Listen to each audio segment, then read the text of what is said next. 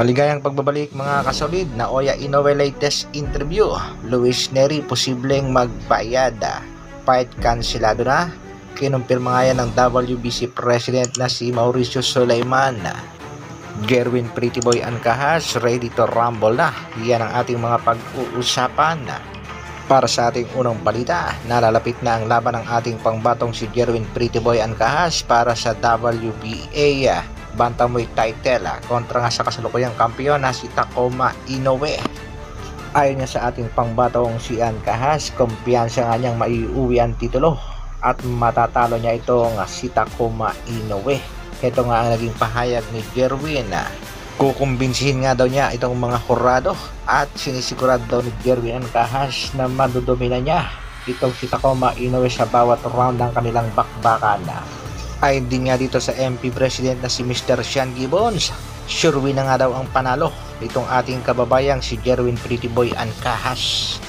Nangako din itong ating kababayang si Ancahas na gagawin niyang lahat upang makuha ang panalo sa laban. Hindi niya iisipin isa siyang dayuhan.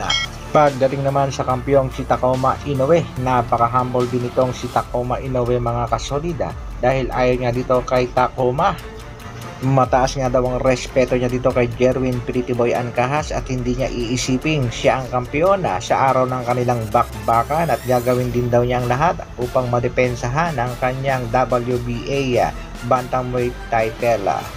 Kaya mga kasolid, suportahan natin ang laban ng ating mga pangbatong sina Jerwin Ancahas. Malapit na ngayon mga kasolid sa February 24 na, at suportahan din natin ang ating kababayang si Jonas Sultan.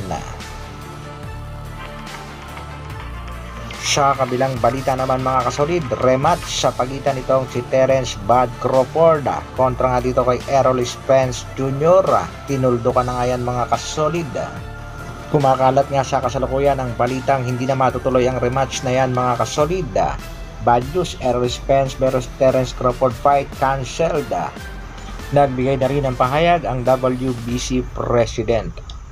Errol Spence Jr. cancels Terence Crawford rematch. Iyan nga ang kinumpirma ng WBC President na hindi na matutuloy ang bakbakan sa pagitan nitong si Errol Spence Jr. at Terence Bud Crawford. Matatandaan natin mga kasolid na tinalo na nga nitong si Crawford itong si Errol Spence Jr. sa kanilang unang bakbakan na kung saan technical knockout ang inabot nitong si Spence Jr. sa round number 9 ng kanilang bakbakan.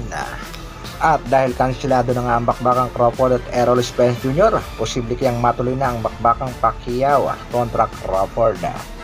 Samantala, malayo na talaga narating itong tinaguriang Japanese monster na si Naoya Inoue. Puro parangal at papuri ang inabot nito sa kanyang mga kababayan sa bansang Japan.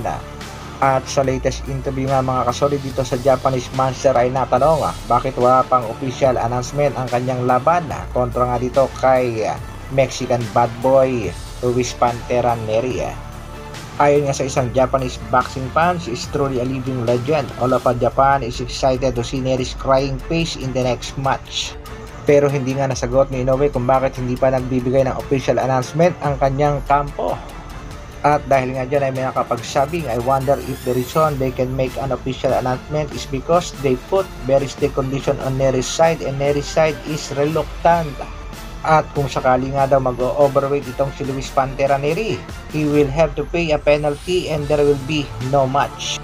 Isa pa sa mga kadahilanan kung bakit hindi pa officially naaanunsyo ang bakbakan sa pagitan ni Nery at Pantera ay dahil sa kasalukuyan ay pinag-aaralang mabuti ng mga Japanese at ng promoter nitong si Naoya Inoue ang side nitong si Luis Pantera Nery na alam naman nating may issue at hindi nga maganda sa pagdating sa conditioning.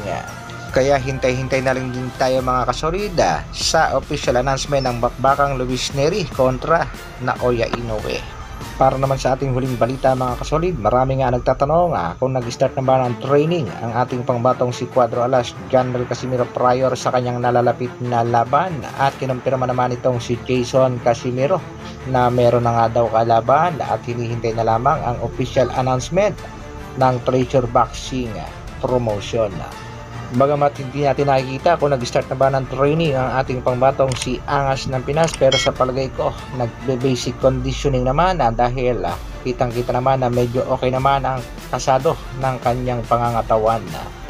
At nandyan din naman itong si Coach Jason na nakatutok sa kanyang kapatid na si Cuadro Alas. Hintayin lang natin mga kasolid ang announcement ng Treasure Boxing promotion. Hanggang dito na lang muna mga kasolid.